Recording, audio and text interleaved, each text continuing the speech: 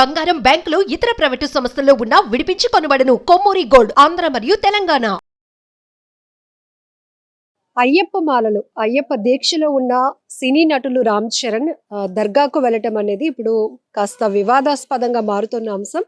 దీనిపైన ఉపాసన గారు కూడా మాట్లాడుతూ, ఆయన మాలలో ఉన్నారు, ఏ దేవుడైతే ఏంటి, ఆయన తప్పు చేయలేదు కదా, మీరెందుకు దీన్ని రాద్ధాంతం చేస్తున్నారు, విమర్శలు చేస్తున్నారు అంటూ ఆమె ట్వీట్ చేయటం ఇవన్నీ చూస్తూ ఉన్నాం. బట్ ఒక రకంగా చెప్పాలంటే సబ్కా మాలిక్ ఏక్ హే, ఇదే అందరికీ తెలిసిన విషయమే. సాయిబాబా ఒక గురువుగా ఇచ్చినటువంటి పిలుపు, అన్ని దేవతలు, అన్ని దేవుళ్ళు, అన్ని ధర్మాలు ఒకటే అనేది. కానీ ఇప్పుడు ఒక సినీ నటుడు, అంటే తనని ఫాలో అయిన వాళ్ళు కూడా చాలా మంది ఉంటారు, అభిమానించే వాళ్ళు ఉంటారు. ఇది పూర్తిగా ఒక మతానికి సంబంధించిన డైవర్షన్గా వెళ్తోంది. కాబట్టి ప్రస్తుతం మనమైతే విశాఖ జోడుగుళ్ళపాలెంలో ఉన్న నాగక్షేత్రం దగ్గరున్నాం. ప్రభాకర్ బాబాజీ వారిని అడిగి తెలుసుకుందాం అసలు ఈ విషయంలో బాబాజీ ఎలా స్పందిస్తారో కూడా చూద్దాం. నమస్తే బాబాజీ. రామ్ చరణ్ గారు సినీ నటులు, ఆయన ప్రస్తుతం అయితే అయ్యప్ప మాల దీక్షలో ఉన్నారు. ఆయన దర్గాకు వెళ్ళటం అనేది ఎట్లా చూడొచ్చు? నేను గతంలో అంటే నిన్న చెప్పడం జరిగింది, నేను చూడలేదు అదేం జరిగిందో. మా దర్గా అయినా దేవాలయమైనా అది కొందరికి ఆలయం, ఇది కొందరికి ఆలయం, ఇది దేవుని నిలయం. అయితే సనాతన ధర్మం ఏం చెబుతుందంటే, సకల చరాచర జీవరాశుల్లో ఉన్నటువంటి జీవతత్వమే భగవతత్వం. అంటే చరము అచరము అంటే ప్రతి అణువులోనూ భగవతత్వం ఉన్నది. ఈశావాస్యం ఇదం సర్వం యత్కించ జగత్యాం జగత్. ఈ జగత్ అంతా కూడా వ్యాపించి ఉన్నటువంటి శక్తి ఏదైతే ఉందో దాని పేరు దైవం. అది ఏ రూపంలో ఎవరు చూస్తారో ఆ రూపాన్ని ఆరాధిస్తుంటారు. ఇదే సనాతన ధర్మం అంటే.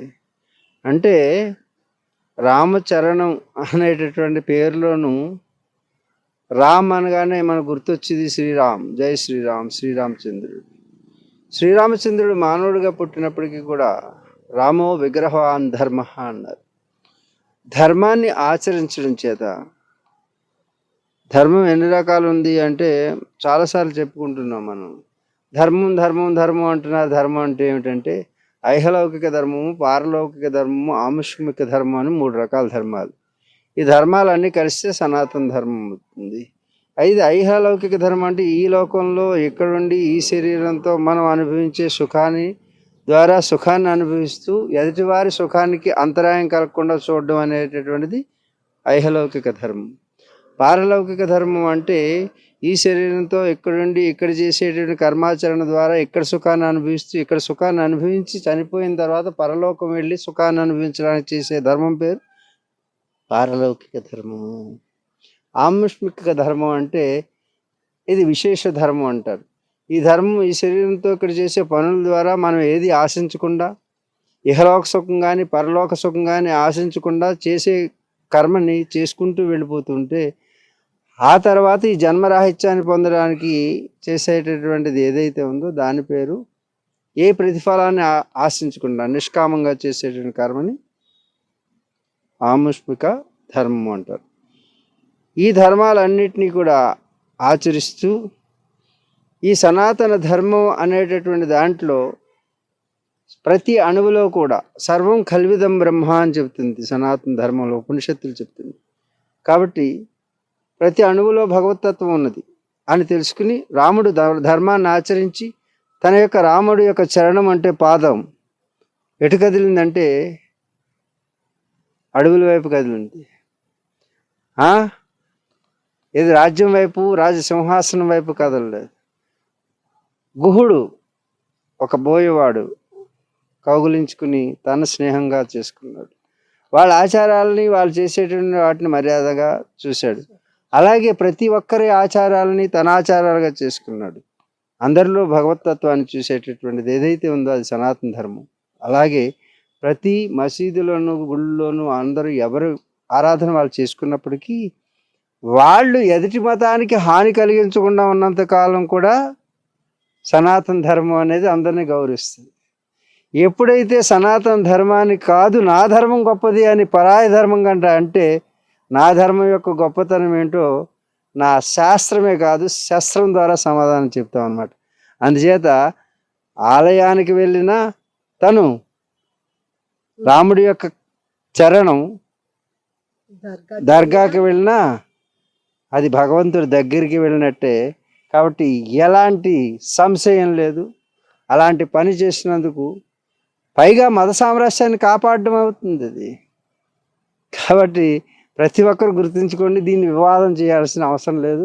ఒకవేళ వివాదం చేయాలని మీరు అనుకుంటున్నారంటే అది రామచరణ్ లాంటి సెలబ్రిటీ గురించి మనం మాట్లాడి, అంటే మీరు మాట్లాడి అర్హత లేని వాళ్ళు మాట్లాడి దాని ద్వారా ఏదైనా పొందాలనుకుంటున్నారేమో. కానీ అందరూ దైవం ఒక్కటే.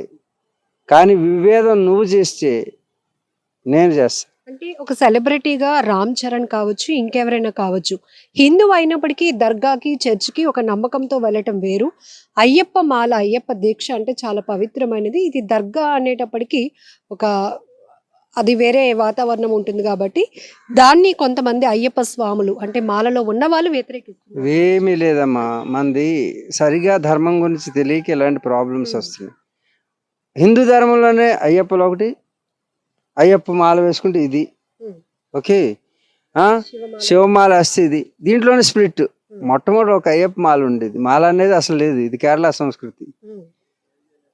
ఒక దీక్ష, మనకంతా ఉపాసనా మార్గాలు ఉన్నాయి.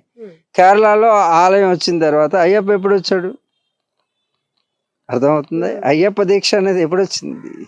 కాబట్టి ఇవన్నీ కూడా ఒక మ్యాన్ మేడ్, అర్థమవుతుందా. కానీ సనాతన ధర్మం అది చెప్పదు. ఉపనిషత్తులు చెప్పేది ఒకటే, సత్యం ఏకం విప్రా బహుదా వదంతి. ఒకటే సత్యం ఉన్నది, ఒకటే దేవుడు ఉన్నాడు. మరి దేవీ దేవతలందరూ ఎవరయ్యా అంటే మీరు యొక్క మనోసంకల్పం ప్రకారం వచ్చినటువంటి దేవీ దేవతలు అందరూ, ముక్కోటి దేవతలు వచ్చారు. వాళ్ళందరూ లేరా అంటే వాళ్ళందరూ ఉన్నారు. పురాణ పురుషులు వాళ్ళందరూ కూడా మనలాగా పుట్టినటువంటి వాళ్ళు, వాళ్ళు పుణ్యం చేసుకుంటే దేవతలు అవుతారు. ఇప్పుడు నువ్వు యాంకర్ ఎలా అయ్యావమ్మా, దాంట్లో క్వాలిఫై అయ్యావు కాబట్టి యాంకర్ అయ్యావు. ఎవరో ఇంకొకరు యాంకర్ అవ్వలేరు కదా. ఆ ప్రయత్నం చేసి దాంట్లో నిష్ణాతులు అయితే అవుతారు. అలాగే హిందూ ధర్మానికి వచ్చినటువంటి ముఖ్యంగా ఇదే స్ప్లిట్ వస్తుంది. నేను ఆంజనేయ స్వామిని పూజిస్తాను అంటే నేను రాముని పూజించను, లేకపోతే నేను శివుని పూజిస్తానంటే నేను విష్ణువుని పూజించను.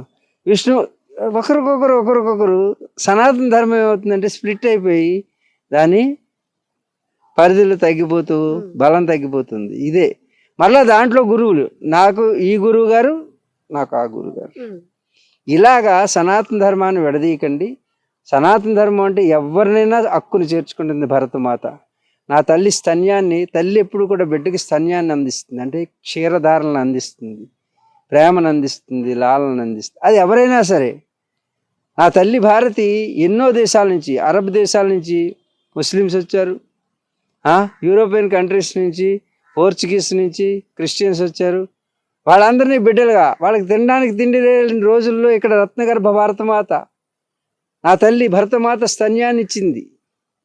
ఆ స్తన్యాన్ని ఇచ్చి పెంచితే పెరిగిన తర్వాత వాళ్ళ స్థానాన్ని కావాలన్నారు. ఏమో కావాలన్నారు? స్థానాన్నే కావాలన్నారు. తల్లి నా బిడ్డలే కదా అనుకున్నది. ఆ బిడ్డలకి తన స్థానాన్ని కోసి ఒక స్థానాన్ని ఇచ్చింది. అది పాకిస్తాన్ అయింది. ఈనాడు అదే పాకిస్తాన్ అయ్యి ఆ తల్లి శకలో మంటలు పెడుతుంది.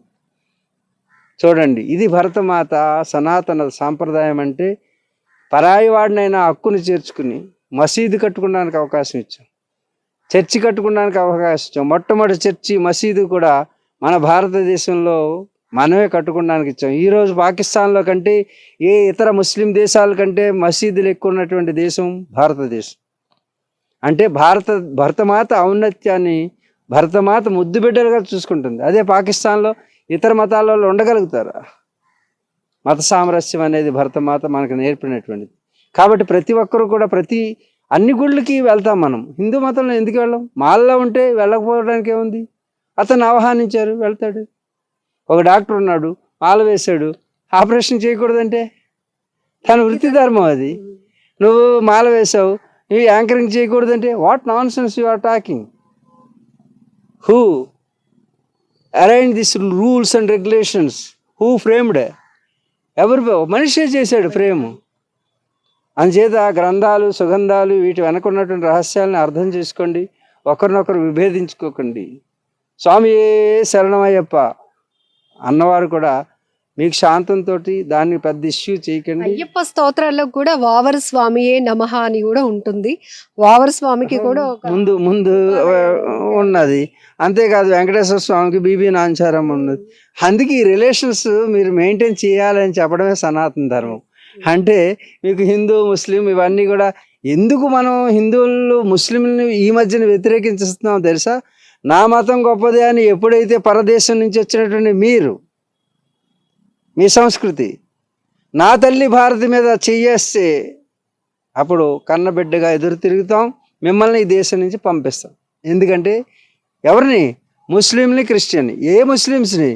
ఎవరైతే అరబ్ దేశాల నుంచి వచ్చారో వాళ్ళని. ఈ దేశంలో పుట్టిన ముస్లింలు కాదు, హిందుస్థానీలు వాళ్ళు హిందుస్థానీలే ఈ ముస్లింలు అందరూ కూడా. మీరు పుట్టింది ఈ దేశంలో, ఎవరికి? హిందువులకే పుట్టారు. అప్పటికే మనకి ఇస్లాం లేదు. ఇస్లాం ఎప్పుడు వచ్చింది? 612లో వచ్చింది, మనకి 612లో వచ్చింది. కానీ మనకి ఏదైతే మనం చెబుతున్నామో ఈ క్రిస్టియానిటీ ఎవరు పట్టుకొచ్చారు? థామస్ పట్టుకొచ్చాడు కేరళలోకి. కాబట్టి ఇవన్నీ కూడా మన మతాలు కాదు, మనం అందరం కూడా ఇక్కడ పుట్టిన వాళ్ళం. ఇక్కడ మన ఏదైతే సనాతనీయులు ఉన్నామో సనాతనంగా పుట్టినటువంటి వాళ్ళు, మన రక్తం అంతా కూడా భరతమాత ముద్దు బిడ్డలం. అది భారతీయత మాది. దేహం కన్నా దేశం మిన్న, అందరం కూడా ఒకటే. ఎక్కడి నుంచో వచ్చిన వాళ్ళు మనకి మతాలని ఏదో ప్రలోభ పెట్టి మతాలని మత మార్పిడి చేసి అన్నదమ్ములుగా ఉన్నటువంటి మన ఇంట్లో మనకే చిచ్చు పెట్టారు. మీరు అందరూ అర్థం చేసుకోండి. మీరు ముస్లింలు కాదు, మీ పూర్వీకులందరూ కూడా సనాతనీయులే, భారతీయులే. మీ క్రిస్టియన్స్, మీ పూర్వీకులందరూ కూడా భారతీయులే. మీరు మీ పేర్లు ఒకసారి తలుచుకోండి. ఒకసారి మీ వెనకున్నటువంటి పేర్లన్నీ కూడా భారతీయతే. ఆఖరికి రంజాన్ అన్నా కూడా రాముడు జానకి ఉంటారు దాంట్లో. అర్థమైందా? మీరు చేసే నమాజ్ అంటే ఇది సంస్కృత పదం. నమాజ్ అంటే సంస్కృత పదం తెలుసా మీకు? నమాజ్ అంటే మీరు దేవుడి ముందు తల వంచడం అని అర్థం వస్తుంది. కాబట్టి ఇవన్నీ కూడా మీరు అందరూ భారతీయులు, మీరు మాట్లాడే భాష, మీ నమాజ్ అనేది కూడా ఇతర దేశాల్లో ఇస్లాం కంట్రీల్లో ఉండదు నమాజ్, అది సంస్కృత పదం. కాబట్టి ఈ విధమైనటువంటి విషయాలన్నీ తెలుసుకోండి. అందరూ కూడా విభేదించకండి. ఏదో ఇష్యూ అవుతుంది మీడియా కోసం, వాళ్ళు ఇష్యూ చేస్తుంటారు మీడియా, దాన్ని మీరు అందరూ కూడా వెళ్ళి టీవీలో కనపడుతున్నాం కదా అని మనం ఏవి పడితే అది చేయకండి. ప్రతి మతంలోనూ కూడా ఎదుటివారి అభిమతాన్ని గౌరవించడమే మతం. గురూజీ, మరి ఇదే అఘోరి మొన్న వేములవాడలో ఉన్న దర్గాను చూసి ఆమె కొంత ఆగ్రహానికి గురవటం, నేను ఇది ధ్వంసం చేస్తాను అనే ఒక స్టేట్మెంట్ ఇచ్చినప్పుడు మీరు దాన్ని సమర్థించారు. ఇప్పుడు రామ్ చరణ్ అయ్యప్ప దీక్షలో దర్గాకు వెళ్ళటాన్ని స్వాగతిస్తున్నాను, ఆశీర్వదిస్తున్నాను అంటున్నారు. సో ఈ రెండింటికి డిఫరెన్సియేషన్ ఏంటి? మీరు రెండు రకాలుగా స్టేట్మెంట్ ఇస్తున్నాను కదా. నేనే ఈ ప్రశ్న అడిగించుకున్నాను చాలా మంది చేత. ఎందుచేత అంటే నేను ఆ స్టేట్మెంట్ ఇచ్చేది అంటే ఆవిడ ఇచ్చిన స్టేట్మెంట్ ఏంటి, ఆ దర్గాలో అంటే వేములవాడ అనేది చాలా పెద్ద ప్రసిద్ధమైనటువంటి దేవాలయం. అది ఎప్పటి నుంచో ఎన్నో సంవత్సరాల నుంచి చరిత్ర కలిగింది. ఆ దేవాలయం ప్రాంగణంలో శివుడు ఉంటాడు. ఆ శివాలయంలో శవాలయం పెట్టారు అని తన ఆరోపణ. నేను అడిగి తెలుసుకున్నాను, నేను ఎప్పుడు వెళ్ళలేదు, నాకు తెలియదు. గర్భగుడి పక్కనే ఉంటుందట. అంటే మతాచారాలు కొన్ని ఉంటాయి కదా. ఇప్పుడు ఒక్కొక్కరికి ఒక్కొక్క ఆచారం ఉంటుంది. బ్రాహ్మణి ఉన్నప్పుడు పక్కనే ఒక మాంసం తినేవాడు ఉన్నాడు అనుకో, వీరిద్దరు ఆచారాలు వేరుగా ఉంటే పక్కన ఉంటే ఎప్పుడు విభేదాలు వస్తుంటాయి. అంచేత వీళ్ళకి వేరే చోట వాళ్ళకి వేరే చోట ఉంటే బాగుంటుంది. నేను అడిగినప్పుడు ఏం చేశారంటే, ఇలాగ శివాలయంలోకి వెళ్ళి, ఆలయం అంటే ఆ లయం అని అర్థం. అంటే మన ఆత్మని పరమాత్మలో లయం చేయడానికి ప్రశాంతమైన వాతావరణం. కానీ ఈ ఆలయ ఆచార వ్యవహార కైంకర్యాలు వేరుంటాయి. దర్గా ఆచార ఆహార వ్యవహార కైంకర్యాలు వేరుంటాయి. అంచేత మనం ఇద్దరికీ ఉన్నటువంటి ఆచార వ్యవహారాల్లో వ్యత్యాసం ఏర్పడుతుంది. వాళ్ళ భాష వేరు, ఇక్కడ భాష వేరు. అక్కడ ఆచారం వేరు, ఇక్కడ ఆచారం వేరు. అది పక్కనే ఉండడం వలన విభేదించడం జరిగింది. ఆ ప్రాంగణంలో, పైగా ఆలయ ప్రాంగణంలో ఉండకూడదు. అది దాన్ని సమర్థించాను. ఎందుకంటే ఆలయ ప్రాంగణంలో ఉంటే ఎప్పటికైనా ఇది మత సామరస్యాన్ని దెబ్బతీస్తుంది. ఆహార వ్యవహారాలు, ఇక్కడ మాంసం తింటాడు, అక్కడ మాంసం తిన్నవాడు ఉంటాడు.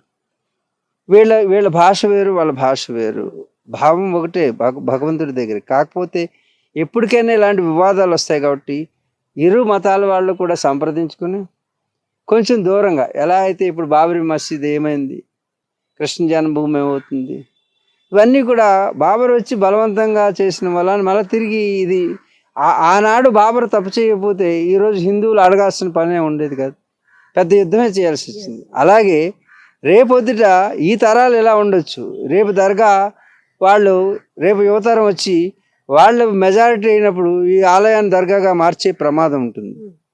అందుకే రేపు భవిష్యత్తులో ఇలాంటి అల్లర్లు జరగకుండా రామభవన్ జన్మభూమి నుంచి 500 సంవత్సరాలు ప్రాణత్యాగం చేయాల్సి వచ్చింది. ఎందుకు? అది ఈ యొక్క సనాతనీయులు తప్పు కాదు, హిందువులు తప్పు కాదు, ఎవరో పరాదేశం నుంచి వచ్చి ఆక్రమించి దాన్ని పడగొట్టి మసీదు కట్టడం వలన ఇలాంటి ప్రమాదం ఉంటుంది. కాబట్టి ఈ హెచ్చరిక జారీ చేయడం జరిగింది, దాన్ని సమర్థించాను. ఎప్పుడు కూడాను సనాతన ధర్మంలో ఎలాంటి భేదాభిప్రాయాలు లేవు. కానీ ఇతర మతాలలో వచ్చి మా దేవుడు నిజమైన దేవుడు అంటే, నిజమైన దేవుడు అని ఎలా అంటారు? దేవుడిని మళ్ళీ నిజమైన దేవుడు అంటే నిజం కాదనుకున్నవాడే అంటాడు. కాబట్టి నిజమైన దేవుడు కాదు, అందరూ దేవతలు, 3 దేవతలు ఉన్నారు, దాంట్లో ఈ 2 దేవతలను కలుపుకుంటాం, అదే సనాతన ధర్మం. కాబట్టి మీరు అందరూ విభేదించకండి. అందరూ కూడా రామ్ చరణ్ చేసినటువంటి పని నేను అభినందిస్తూ, ఆనందిస్తూ, ఆశీర్వదిస్తున్నాను. Thank you Guruji. ఒకటే ధర్మం, ఒకటే దైవం. కాబట్టి ఏ మతాలైనా, ఇటు హిందూ దేవాలయాలు కావచ్చు, క్రిస్టియన్స్కి సంబంధించిన చర్చిలు కావచ్చు, ముస్లిమ్స్కి సంబంధించిన దర్గాలు, మసీదులు కావచ్చు, అవి ఆయా మతాలకు సంబంధించినటువంటి పవిత్రమైన స్థలాలు, దేవాలయాలు. కాబట్టి ఇక్కడ సినీ నటులు రామ్ చరణ్ అయ్యప్పమాల దీక్షలో ఉండి ఒక దర్గాకు వెళ్ళటం అనేది సనాతన ధర్మంలో ఇవన్నీ కూడా ఆహ్వానించదగ్గ అంశాలుగానే చూడాలి తప్పితే వ్యతిరేక భావంతో, వ్యతిరేక ఆలోచనతో చూసి సనాతన ధర్మంలోనే స్ప్లిట్స్ తేవాల్సిన అవసరం లేదు అనేది కూడా బాబాజీ చెప్తున్నారు.